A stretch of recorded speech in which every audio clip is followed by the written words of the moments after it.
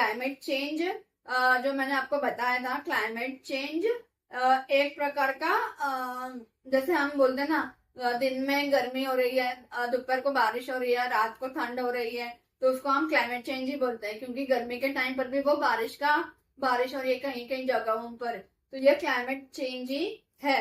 Okay. और कम rainfall, बारिश भी कम हो रही है। प्लस आपका ऊपर वाला जो पार्ट है, जो मैंने आपको बताया था, अंगोला और नामीबिया का जो कंट्रीज है, वहां पर ज्यादा ही कुछ पानी का यूज कर रहे हैं। वहां पे पॉपुलेशन बढ़ेगा तो आपको पानी का ज्यादा यूज होगा ही। ओके।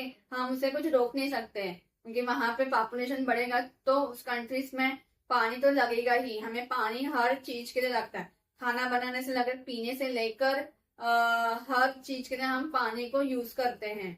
ओके। उसका वाटर यूज ज्यादा हो रहा है। ओके।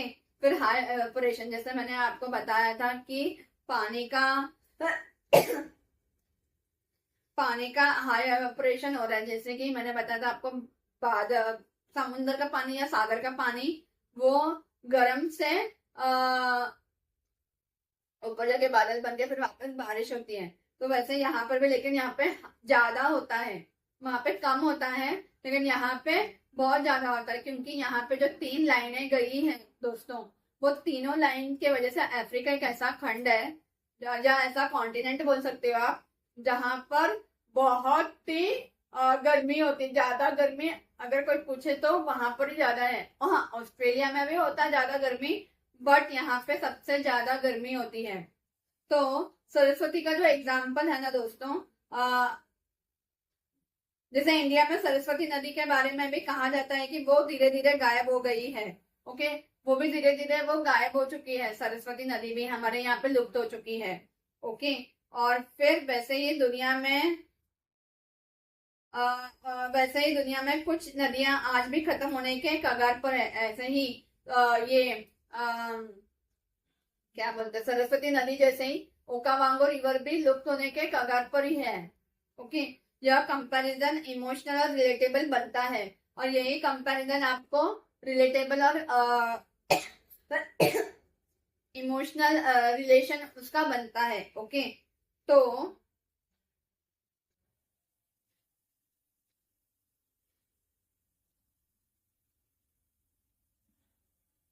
सारी जगत का तो बता दिया ना मैंने आपको।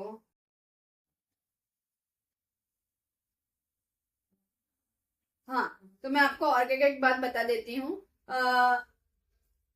कि ना, ये जो मैंने आपको अब्जॉर्ब की बात बताई है, वो एक प्रकार से ग्रेविटेशनल फोर्स जो होता है, जैसे हमने बताया था ना आपको, मैं आपको बताती हूँ कि एप्पल है। ओके। एप्पल पेड़ से नीचे गिरा तो उसके ऊपर न्यूटन ने उन्होंने सोचा कि एप्पल ऊपर क्यों नहीं गया, नीचे क्यों आया, उनके अर्थ का ग्रेविटेशनल फोर्स के वजह से वो नीचे आया है। बट यहाँ पर हमें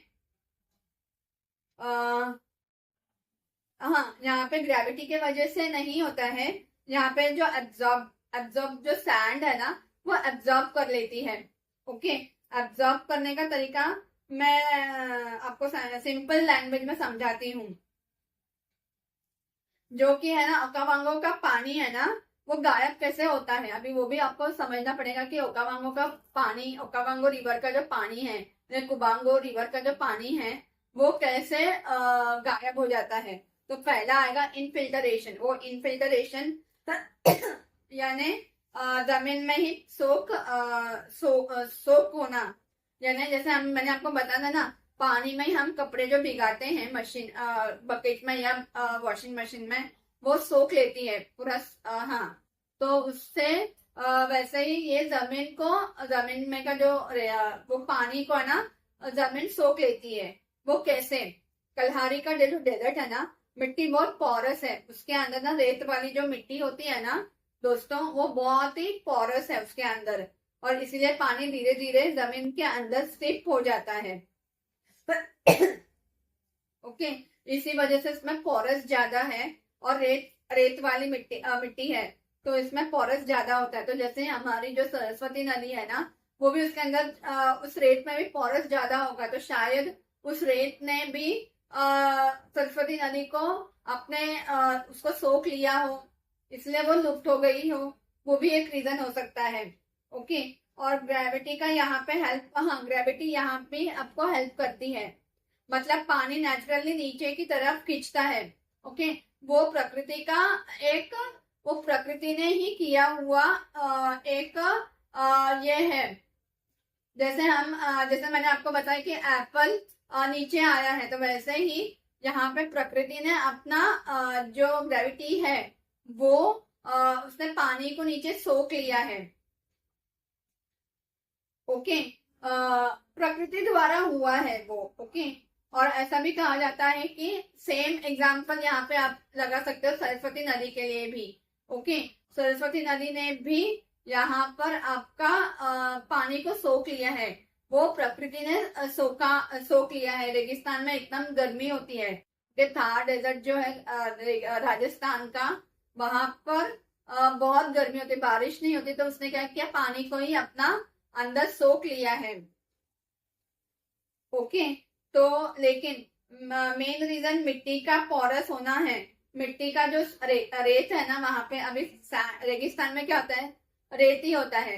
रेत जो है ना उसके अंदर पोरस ज्यादा है, सिर्फ ग्रेविटी ही नहीं है, पोरस भी ज्यादा है वहां पर। और ये तो पहला इनफिल्टरेशन का मतलब ये होता है। ओके। तो दूसरा पॉइंट क्या आता है, एवोपरेशन। जैसा मैंने आपको बताया था ना, एवोपरेशन हो जाता है जो साइकिल है ना, वो साइकिल आप याद कर लीजिए। यहाँ पर भाप बनकर उड़ जाता है, वापस नीचे नहीं आता है, वो उड़ ही जाता है ऊपर।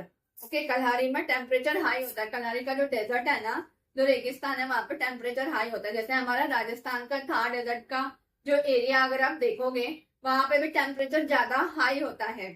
ओके। ज्यादा गर्मी होती है, वहां के लोगों को पूछोगे तो वहां का टेम्परेचर ज्यादा ही होता है। ओके। इसीलिए बहुत सारा पानी डायरेक्ट हवा में एवापोरेट हो जाता है। ओके। तो तीसरा पॉइंट आता है प्लांट का यूज। तो उसको हम प्लांट्स का यूज करना चाहिए हमें। पेड़ पौधे पानी अब्जॉर्ब करके हवा में रिलीज कर देते हैं। ओके।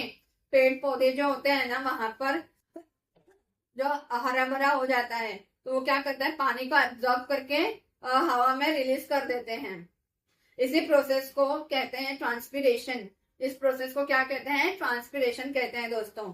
और यहाँ पानी सिर्फ ग्रेविटी की वजह से गायब नहीं होता है, बल्कि कल्हारी की रेत भरी मिट्टी से इसे धीरे धीरे अपने अंदर सोख कर लेती है। और तेज गर्मी के कारण, वहां पे गर्मी ज्यादा है, जैसे हमारा राजस्थान का जो थार डेजर्ट है, वैसे ही यहाँ पर भी बहुत ज्यादा गर्मी है। यह पानी हवा में भाप बनकर उड़ जाता है। ओके। मतलब यह नदी समुद्र तक नहीं पहुंचती है, बल्कि जमीन के और आसमान के बीच ही, ओके, जमीन और आसमान के बीच में ही कहीं खो जाती है। अगर हाँ, अब यह पोरस क्या होता है, और वो सिप का जो मैंने आपको बताया था, सिप कर जाती है